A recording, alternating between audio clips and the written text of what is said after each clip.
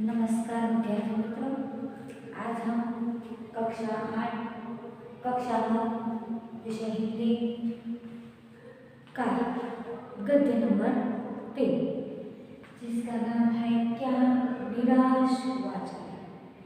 गद्य का जो नाम है वो हमें एक प्रश्न करता है, ऐसा लगता है क्या निराश हुआ जाए। ये इस गद्य के जो लेखक है वो है हजारी प्रसाद द्विवेदी। उनका जन्म सन 1907 के बलिया, उत्तर प्रदेश के बलिया जिले के दुबे का छापरा नामक गांव उसमें हुआ था। वह बचपन से ही अपने परिवार की परंपरा के अनुसार उन्होंने संस्कृत का अध्ययन शुरू किया था। शुरू करके वह काशी विश्वविद्यालय से ज्योतिषाचार्य की परीक्षा में उत्तीर्ण हुए।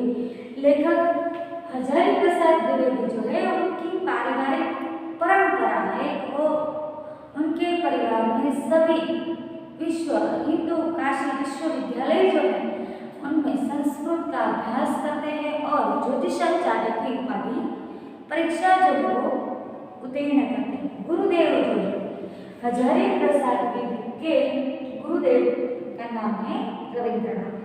गुरुदेव रविंद्रनाथ के आश्रम में रहकर उन्होंने सन 1904 से सन 1950 तक हिंदी भवन में निर्देशक रहे थे।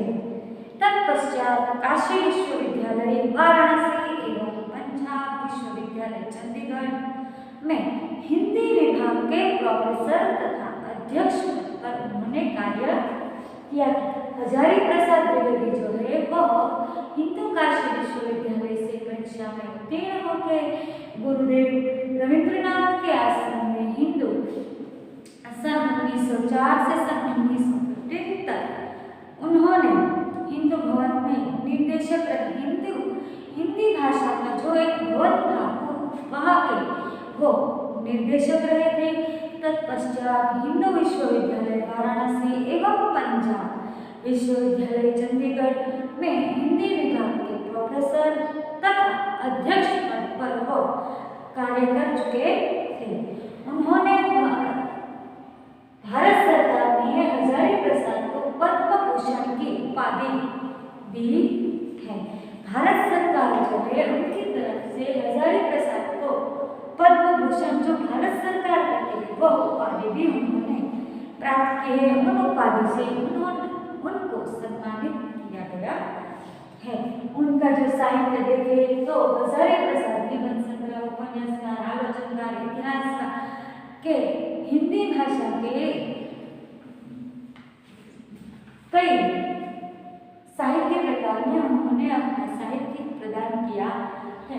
उनका निबंध संग्रह देखे तो अशोक के फूल, कुटज, विचार प्रवाह, कल्पलता जो है वो उनका निबंध संग्रह। निबंध यानी कि हजारी प्रसाद जब कोई भी विषय पर अपना लिखने का कार्य प्रारंभ करते हैं तो उन्हें कोई भी प्रकार का बंधन नहीं हो। जो निबंध है ये निबंध प्रकार में उन्होंने अपने जो विचार है वो प्रदर्शित किए।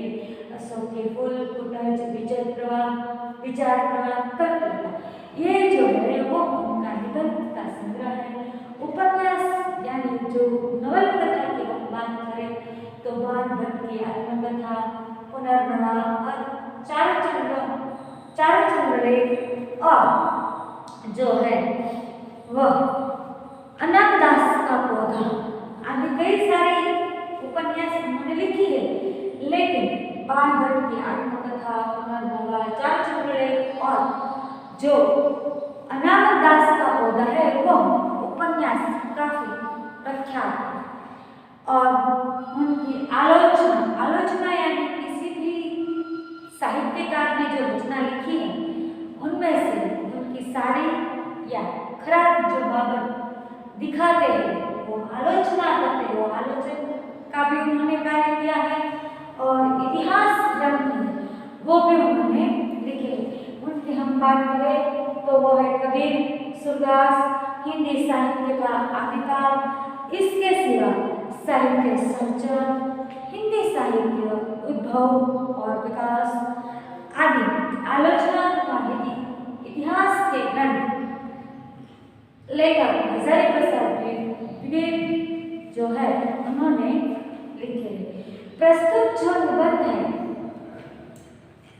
उसकी जो हम बात करें, ये जो है ये हजारी प्रसाद द्विवेदी जो निबंध संग्रह है उनके लेखक है, उनका साहित्यिक परिचय है। मित्रों, अब हम जब हजारी प्रसाद द्वारा लिखे गए निबंधों में से एक निबंध संग्रह पढ़ने की शुरुआत करते हैं। पद्य अर्थघटन करना शुरुआत करते हैं तो आप सभी कक्षा 9 की हिंदी पाठ्य पुस्तक लेकर बैठिएगा।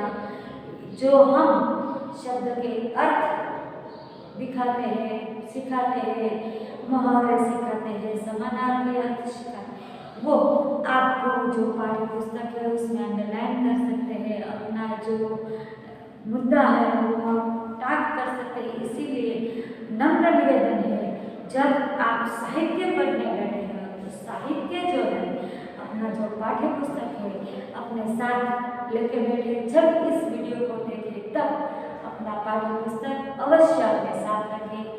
अब हम हजारी प्रसाद द्विवेदी के द्वारा लिखित निबंध संग्रह जो है उनका जो नाम है क्या निराश हुआ जाए। हम इस निबंध की अर्थघटन करने की शुरुआत करते हैं, लेकिन उसके पहले इस निबंध में लेखक अपने विचार निर्बंध किसी भी प्रकार का बंधन नहीं हो, इस प्रकार अपने विचार प्रकट करते हैं।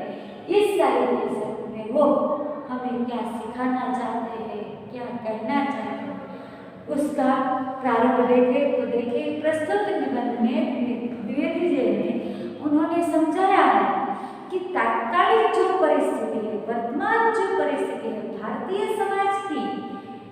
समाज की जो बात करें तो भारतीय समाज में तत्कालीन जो व्याप्त है, फैला हुआ क्या है, अनाचार केवल बाहरी स्तर पर है।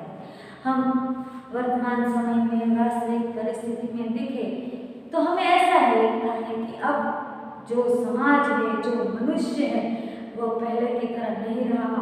पहले के समय में ऐसा होता था, अब तो सब ऐसा चलाते हैं। पहले के समय में ऐसा था, हम ऐसा कार्य करते थे। और वर्तमान समय की जो बात करें तो वर्तमान समय में मनुष्य जो है वो मनुष्य अपनी इच्छाओं, अपनी आकांक्षाओं को पूरा करने के लिए अनाचार ही फैलाता जा रहा है। वो अपना ही स्वार्थ देखता है।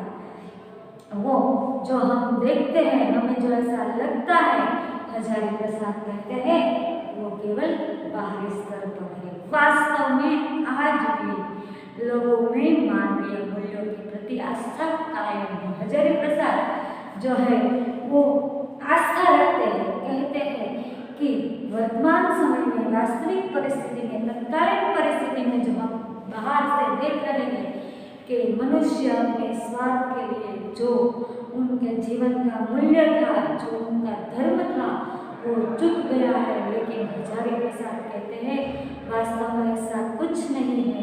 ये सब जो दिखाई देता है वो बाहरी परिस्थिति है, उपले स्तर पर है, केवल बाहरी स्तर पर है। वास्तव में आज भी लोगों में मानवीयता का मूल्य, प्रतिष्ठित, प्रति आस्था कायम रहती है। क्या कहते हैं कि आज भी मनुष्य जो है उस मनुष्य के प्रति जो उनका मानवीय मूल्य है वह निर्मूल नहीं हो गया है। आज भी मनुष्य धर्म के प्रति उतना ही सजग है, उतना ही तात्कालिक, उतना ही तत्पर है और उनकी जो मूल्य है वो भी कायम रखता है। अपने जीवन में कुछ ऐसी घटनाएं घटती हैं और एक घटनाओं के द्वारा हम बताते हैं कि निराश होना चाहिए, अपितु हमें जीवन के प्रति आस्थावान बने रहना चाहिए। हजारी प्रसाद द्विवेदी क्या कहते हैं कि हमारे अपने जीवन में घटित कुछ घटनाओं के द्वारा यह बताते हैं। ये जो निबंध है उसमें हजारी प्रसाद ने भी अपने जीवन में कुछ घटना कुछ प्रसंग बने उसका उन्होंने आलेखन किया है। हजारी प्रसाद कहते हैं ऐसी घटना भी बनती है, लेकिन इस घटना के द्वारा हमें निराश न होना चाहिए, परंतु अपने जीवन में आस्थावान बने रहना चाहिए। हमारी जो आस्था है वो हमें कायम रखनी चाहिए। हमारे देश के प्रति जो हमारा कर्तव्य है वो हम निराश होकर बैठे रहेंगे तो उससे कुछ नहीं होना। लेकिन हमें कोई भी घटना घटती है, लेकिन हमारे धर्म हमारे देश के प्रति हमें अपने आप के प्रति हमारी जो आस्था है उसमें हमें अडग रहना चाहिए। ये बहुत ही अच्छा कार्य हजारी प्रसाद जी ने किया है।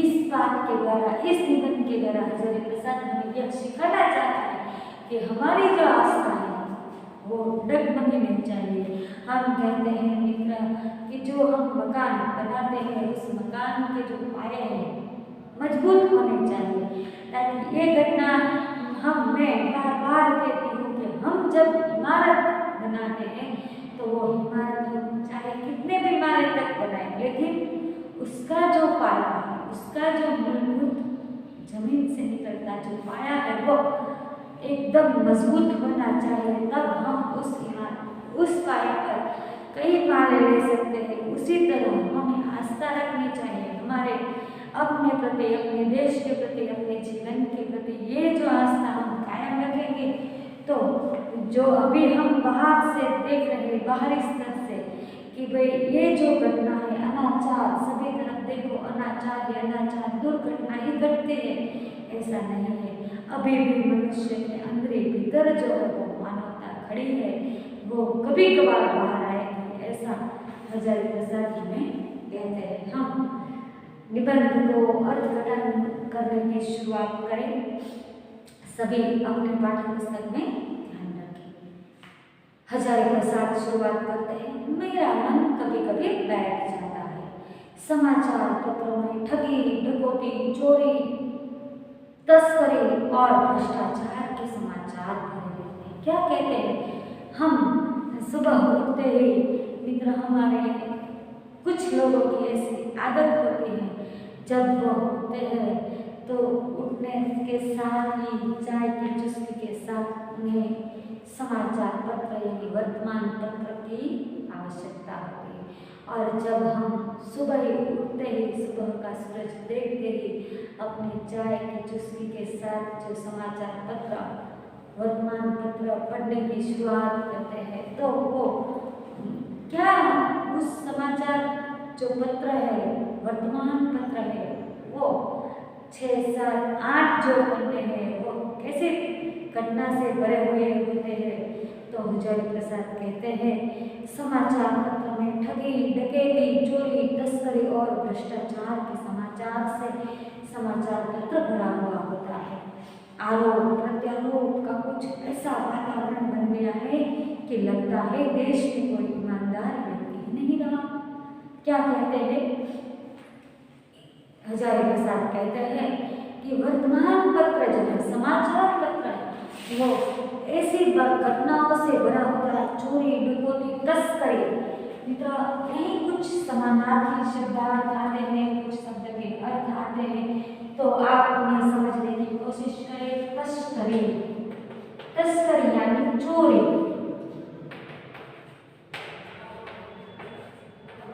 तस्करी यानी चोरी, भ्रष्टाचार से भरे होते हैं और आरोप प्रत्यारोप, कोई कहता है उन्होंने किया, कोई कहता है मैंने नहीं किया, कोई कहता है इस घटना के कारण हुआ है। ये जो आरोप प्रत्यारोप का वातावरण ऐसा बन गया है कि लगता है कि देश में ईमानदारी आदमी ही नहीं रहा। हम कहते हैं कि हमें ईमानदारी से जीना चाहिए, लेकिन ये जो समाचार पत्र है वो ऐसा दिखाते हैं कि हमें पढ़ते हुए ऐसा ही लगता है कि मानो कि देश में कोई ईमानदार आदमी ही नहीं रहा। हर व्यक्ति संदेह की दृष्टि से देखा जा रहा है। संदेह, शंका, मित्रों, शब्द का अर्थ है संदेह। संदेह यानी शंका, कुशंका कि हम जो बात करते हैं, हजारी प्रसाद कहते हैं प्रत्येक व्यक्ति, बच्चों से लेकर बूढ़े तक की जो हम बात करें, सभी व्यक्ति को संदेह शंका की दृष्टि से देखा जाता है। जो जितने ही ऊंचे पद है उतने ही अधिक दोष दिखाए जाते हैं। हम कहते हैं कि मित्र कि बड़े लोगों का बड़ा होता है, छोटे लोगों का छोटा होता है। सभी के जीवन में ऐसा ही होता है। हजारी प्रसाद हमें भी कहते हैं कि जो आदमी जितने ऊंचे स्थान पर है, जितने ऊंचे पद पर है, उन्हें अधिक दोष है और जो नीचे है उन्हें कम है।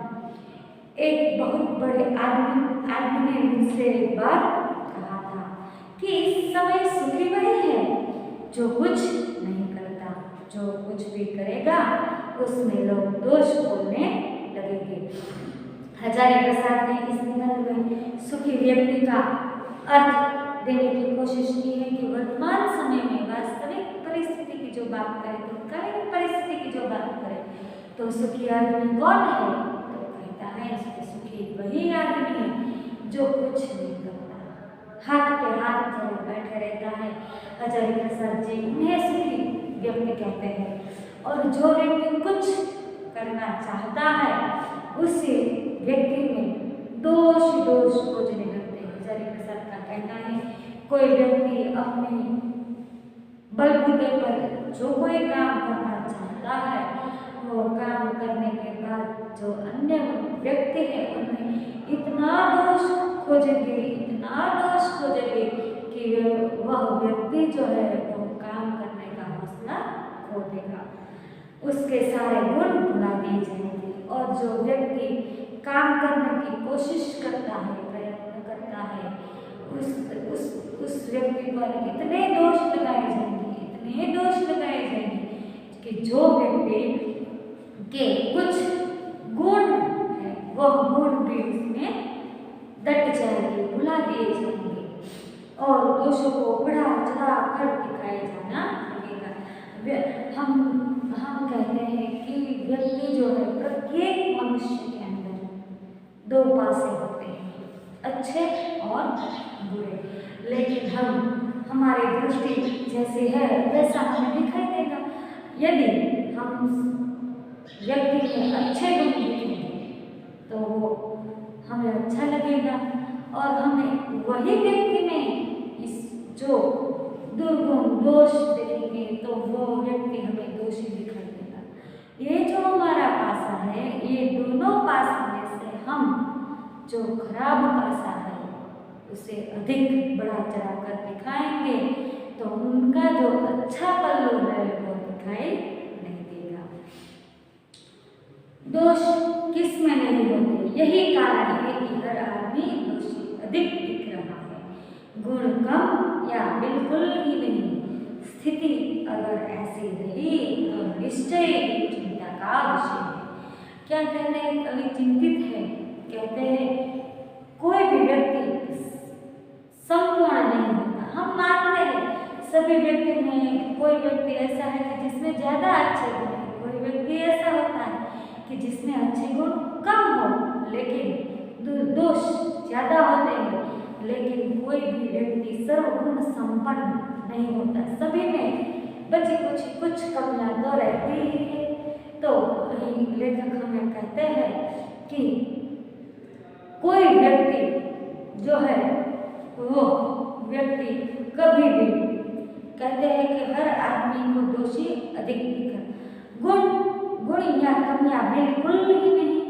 कहते हैं कि यही कारण है कि जो व्यक्ति है दोषी अधिक दिख रहा है और गुणी कम या बिल्कुल ही नहीं। हम ऐसा लगता है कि कोई भी व्यक्ति गुणवान नहीं है, ऐसा दिख रहा है। स्थिति अगर ऐसी है तो निश्चय ही चिंता का विषय। अगर ऐसा ही चलता रहा तो हमें इस विषय पर चिंतित होना चाहिए कि कोई भी व्यक्ति अच्छा नहीं रहेगा।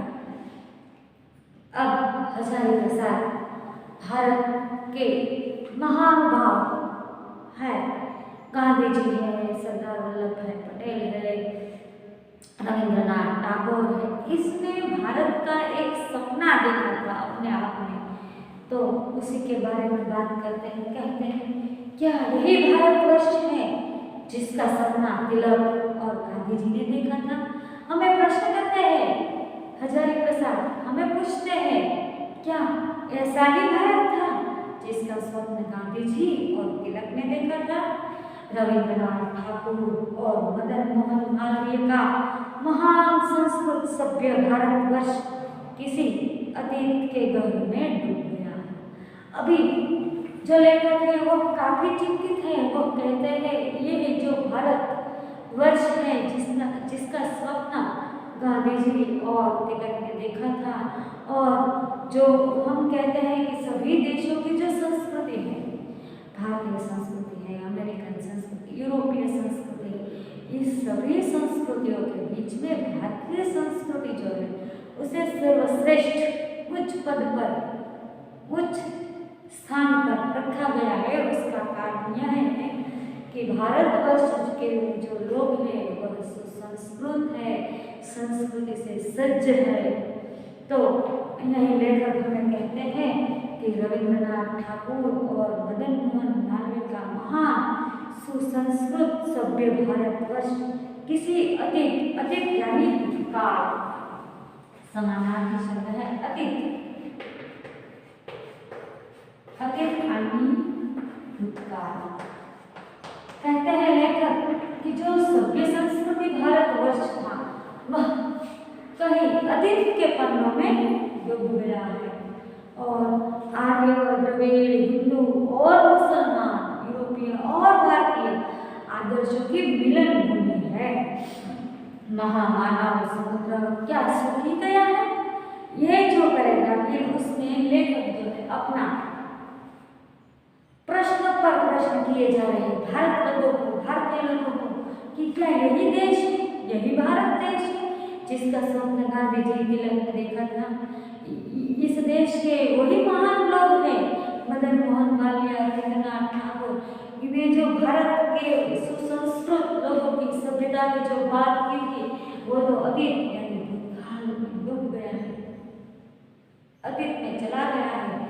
और कहते हैं कि ये जो भारत देश है, मित्रों हम जानते हैं कि भारतीय जो भूमि है, भारत देश में उस देश पर कई प्रजा ने, कई जाति ने आक्रमण किया है। सभी यहाँ आए हैं, सभी रहे हैं, अपना विकास किया है, और बाद में धीरे धीरे वो चले गए हैं, और कभी कभार कई प्रजा यहीं पे रुक गई है। तो यह बात करते हैं कि आर्य, द्रविड़, हिंदू और मुसलमान, यूरोपीय और भारत जो आदर्श है, आगे भी आए, यहाँ रहे, अपनी संस्कृति को फूली फली, द्रविड़ लोग आए वह भी यही रहे, अपनी संस्कृति अपनी सभ्यता को उन्होंने भी विकसित किया है। मुसलमान आए, हिंदू आए, यूरोपीय जो देश है वहाँ की जो प्रजा है वहीं से सभी लोग आए और रहे, अपने जो आदर्श है, अपनी जो संस्कृति है उन्होंने विकसित किया है। यह जो समग्र प्रजा है, अलग अलग प्रजा है, वो मिलन की भूमि है, सभी प्रजा यहीं आकर रही। और ये जो विशाल सागर है, विशाल जो समुद्र है, हम कहते हैं कि नदी का पानी है, तालाब का पानी है, जो कभी कभार कम बारिश होने से नदी में कम हो जाता है, तालाब का पानी सूख जाता है। लेकिन यह जो मिलन भूमि का सागर की बात की है, महामानव का समुद्र है, समुद्र कभी भी सूखा नहीं होता। लेकिन आज लेखक इस विषय पर चिंतित है कि यह जो मिलन भूमि का महामानव जो समुद्र है वो क्या सूख ही गया है?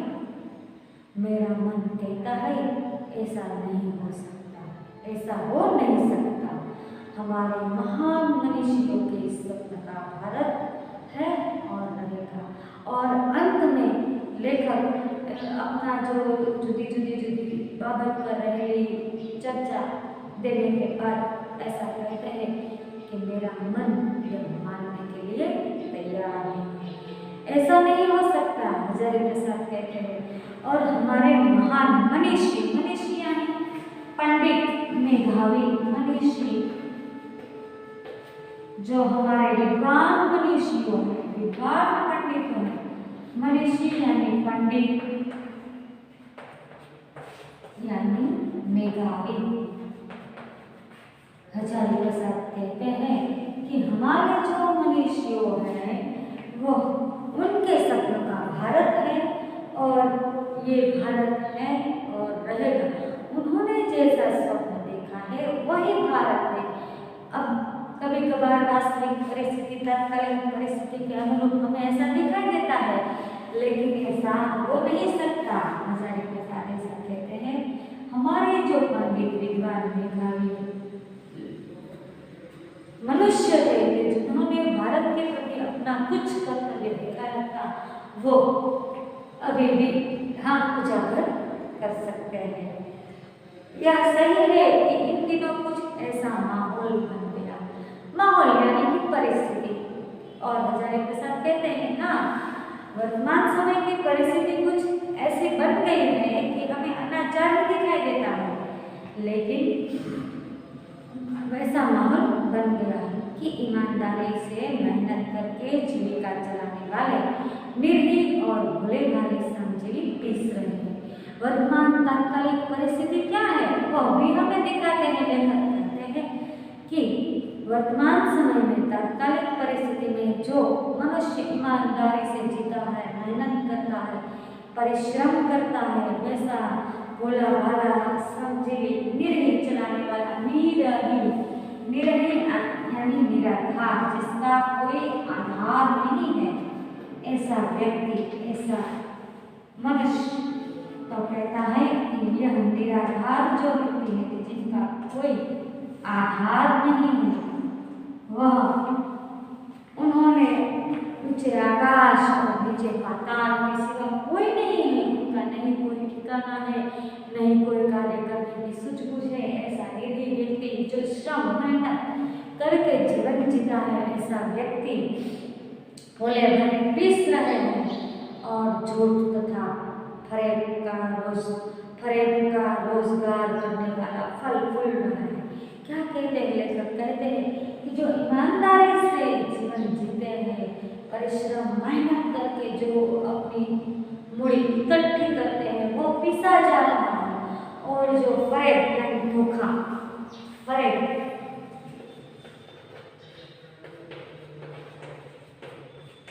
यानी धोखा, क्या कहते हैं लेखक कि जो धोखे से मेहनत किए बिना ही फरेब करके अपना रोजगार चलाने वाले हैं, वो फल फूल रहे हैं।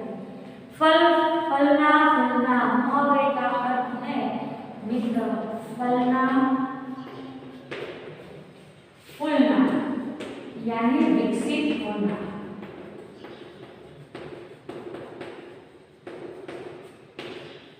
क्या कहते हैं लेखक कि कहते हैं कि वो फल फूल यानी विकसित होना। फल फूल में जो धोखे से फरेब से अपना रोजगार चलाते हैं वह विकसित हो रहे हैं, और जो निराधार व्यक्ति श्रम करके मेहनत करके जो अपना रोजगार चलाते हैं वो कायदे कानून नियम के अंदर ऐसे पिसे जा रहे हैं। ईमानदार को मूर्खता का पर्याय समझा जाने लगा है। सच्चाई केवल भीरू और बेबस लोगों के हिस्से पड़ी है।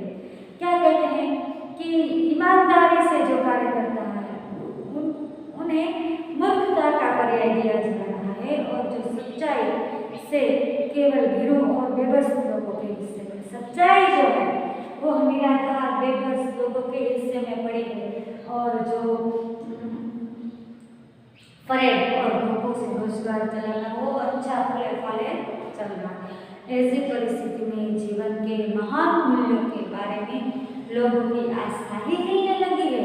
हमारे भारतीय धर्म के, भारतीय संस्कृति के जो मूल्य है, जो धर्म हमें कुछ कहता है, सत्य बोलना चाहिए, झूठ का साथ नहीं देना चाहिए, हमें बराबर, ये जो हमारे भारतीय धर्म के जो मूल्य है, वो मूल्यों के बारे में लोगों की जो आस्था थी वो आस्था अब हिलने लगी है। क्यों?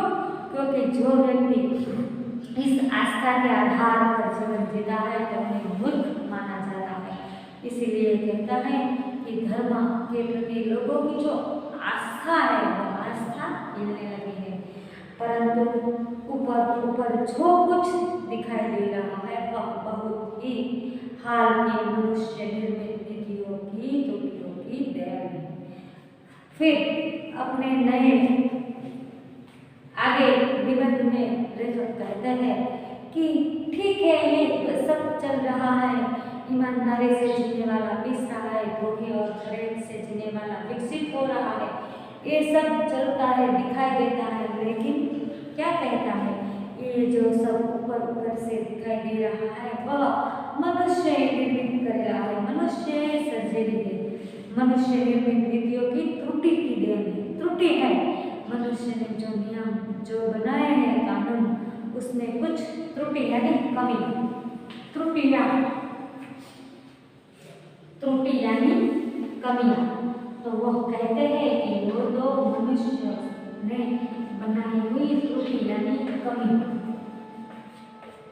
कमी है, कमी के देन है। सदा मनुष्य की बुद्धि जो है वो नई नई परिस्थितियों का सामना करने के लिए नए सामाजिक विधि निषेधों की बनती है। क्या कहते हैं लेखक आगे कहते हैं कि ये तो मनुष्य ने जो अपने निर्मित कानून बनाए हैं उसकी त्रुटि है, कमी है, लेकिन मनुष्य की बुद्धि जो है वो सदा नई परिस्थितियों का सामना करने के लिए और नए सामाजिक विधि निषेधों की बनती है। उनके ठीक साबित न होने पर वह बदलाते हैं। वो क्या कहते हैं, मनुष्य कोई नए नियम कानून बनाता है लेकिन जो नियम ठीक साबित नहीं होता है तो उन्हें बदलना पड़ता है। ये नियम कानून सबके लिए बनाए जाते हैं पर सबके लिए कभी कभी एक ही नियम सुखकर नहीं होता है। नियम कानून कायदे वह सभी मनुष्य के लिए बनाए जाते हैं, लेकिन कभी कभार ऐसा होता है कि कुछ मनुष्य के लिए ये जो नियम है वो सुखकर नहीं होते हैं। सामाजिक कायदे कानून कभी कभी युग युग से परीक्षित आदर्शों से टकराते हैं। क्या है कि जो नियम कानून है वह हम देखते हैं कि समय समय आने पर हमें उसमें बदलाव लाना चाहिए। हम देखते हैं अपनी सामाजिक परिस्थिति की जो बात करें तो पहले के समय हमारे परिवार की एक छोटी सी बात ले लें तो हमारे ही घर में पहले के समय हमारी जो दादी अम्मा थी वो जो है बड़ों के सामने कभी अपनी मम्मी कुछ कह नहीं पाती थी, उनके सासू के सामने वो अपना आवाज़ नहीं निकालती थी। अब परिस्थिति धीरे धीरे जो बदलती जाती है उसके जो कायदे कानून नियम है वो बदलाते जाते हैं। अब हम नारी सम्मान की जो बात करते हैं उसी आधार पर कहते हैं कि कुछ नियम कुछ मनुष्य के लिए सुखकर नहीं होते हैं। वो सामाजिक कायदे कानून युग युग से परीक्षित आदर्शों से टकराते हैं और जो टकराव में इससे ऊपरी सतह आलोड़ित भी होती है। आलोड़ित होना यानी मरना, पहले भी हुआ था और आगे भी होना, उसे देखकर हताश नहीं जाना ठीक नहीं है। कुछ नियम ऐसे होते हैं कि जो हमें बदलाने पड़ते हैं। कुछ नियम वो परिस्थिति से टकराते, धोखा खाते, गिरते चढ़ते वो आगे रहते हैं और उनके ऊपर सदा आलोड़ित यानी मंथन होता है। ये नियम रखा जाए या नहीं रखा जाए, पहले ऐसा होता था अब ऐसा होता है, ऐसे देखकर हताश होना ठीक नहीं है। कवि कहते हैं, लेखक कहते हैं कि ये जो नियम कानून है वो बनता है और वो बदलता भी है। भारतवर्ष ने कभी भी भौतिक वस्तुओं का संग्रह पर अधिक महत्व नहीं दिया। लेखक कहते हैं कि भौतिक वस्तु जो है हम उसे महत्व नहीं देते हैं। उनकी दृष्टि से मनुष्य के भीतर जो आंतरिक खजाना है, स्थिर भाव बैठा हुआ है, वह चरम और परम है। लेखक मानते हैं कि ये जो भौतिक वस्तुएं हैं वो भौतिक वस्तुएं बनती है, समय आने पर खखड़धज हो जाती है, हमें काटमान की तरह उन्हें बाहर निकाला देना पड़ता है। लेकिन मनुष्य के अंदर भीतरी जो महान आंतरिक स्थिर भाव बैठा हुआ है, वही हमारे लिए जन्म और मरण है। लोभ, मोह, काम, क्रोध आदि विकार मनुष्य में स्वाभाविक रूप से होते ही है, पर उन्हें प्रधान शक्ति मान लेना और अपने मन तथा बुद्धि को उन्हीं के इशारे पर छोड़ देना बहुत ही निकृष्ट आचरण है। सभी मनुष्यों में लोभ, मोह, काम, क्रोध होते ही हैं, लेकिन उनको ही श्रेष्ठ मानकर उन्हें ही शक्तिमान मान लेना, अपने तथा बुद्धि उन्हें इशारे पर छोड़ देना, यह निकृष्ट यानी अधम, निकृष्ट यानी अदब है, नीच है, हमें उसे छोड़ देना नहीं चाहिए। लेकिन ऐसा कहते हैं भारतवर्ष में कभी कभी उन्हें उचित नहीं माना जाता, उन्हें सदा संयम के बंधन से बांधकर रखने का प्रयत्न किया। हम उसे छोड़ नहीं सकते, उन्हें संयम और बंधन से बांधने की कोशिश की जाती है, प्रयत्न की जाते हैं। हम कहते हैं कि हम नदी को नदी क्यों कहते हैं, क्योंकि नदी भी दो किनारों का बंधन स्वीकारती है। जब नदी कोई किनारों का बंधन नहीं स्वीकारती, तब हम नदी ऐसा नाम नहीं देते, उससे तो वैसे ही पानी जा रहा है, हम वैसा कह सकते हैं। नदी को हम लोग माता तभी कहते हैं जब वो ही नदी दो किनारों का बंधन स्वीकृत करती है। यही भी हमें लेखक कहते हैं कि हमें सभी मनुष्यों में लोभ, मोह, काम, क्रोध होता ही है, लेकिन उन्हें हमें छोड़ देना नहीं चाहिए, उन्हें बंधन और संयम में बांधने का प्रयत्न किया जाना चाहिए। परंतु भूख की उपेक्षा नहीं की जाती। हमें भूख लगी है, हाँ, हम उसे थोड़ी देर के लिए छोड़कर बाद में खा सकते हैं, उनकी उपेक्षा नहीं की जा सकती। बीमारी के लिए दवा की उपेक्षा, बीमार व्यक्ति है और उनके लिए हम दवा का कोई प्रबंध नहीं करें, नहीं, दवा आवश्यक है, उनकी उपेक्षा यानी निंदा नहीं की जा सकती। गुमराह को ठीक रास्ते पर लाने के उपायों की भी उपेक्षा। गुमराह जो व्यक्ति है, भुला हुआ, गुमराह यानी भुला हुआ, गुमराह यानी भुला पड़ा जो व्यक्ति है, उसे रास्ते लाने का काम हमें करना चाहिए, उसकी उपेक्षा की नहीं जा सकती। यह जो लेखक है, हमें उनकी विचारधारा से अनुरूप उनके ही विचार हमारे समक्ष प्रकट करते हैं। मित्र, आज ये जो निबंध है, क्या निराश हुआ जाए उसके प्रति हमारे वर्तमान तात्कालिक परिस्थिति के अनुरूप लेखक जो बात कर रहे हैं कि हमें सभी जगह अनाचार ही दिखाई देता है, लेकिन कहीं भीतरी लेखक को भी आशा है कि ये जो है वो ऊपरी स्तर है, भीतर तो मनुष्य में आज भी उनके धर्म के प्रति आस्था वैसी ही है, वो हमें यही सिखाना चाहते हैं। आज हम इतना ही रखते हैं। अपने घर पाठ्य पुस्तक में से पाठ पढ़ें और समझने की कोशिश करें। अस्तु।